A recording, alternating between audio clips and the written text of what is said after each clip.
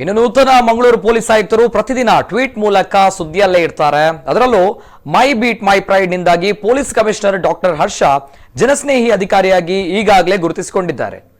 ಈಗ ಇನ್ನೂ ಒಂದು ಹೆಜ್ಜೆ ಮುಂದೆ ಹೋದ ಇವರು ಪೊಲೀಸ್ ಆಯುಕ್ತರು ತುಳು ಭಾಷೆಯಲ್ಲಿ ಟ್ವೀಟ್ ಮಾಡುವ ಮೂಲಕ ಗಮನ ಸೆಳೆದಿದ್ದಾರೆ.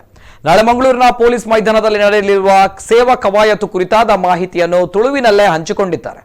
ಮೊದಲು ಇಂಗ್ಲಿಷ್, ನಂತರ ಕನ್ನಡ, ಬಳಿಕ ತುಳುವಿನಲ್ಲಿ ಟ್ವೀಟ್ ಮಾಡಿದ್ದಾರೆ. ಡಾಕ್ಟರ್ ಹರ್ಷ ಇವರ ಪ್ರಯತ್ನಕ್ಕೆ ತುಳುನಾಡಿನಾದ್ಯಂತ ವ್ಯಾಪಕವಾಗಿರುವಂತಹ ಪ್ರಶಂಸೆ ವ್ಯಕ್ತವಾಗಿದೆ.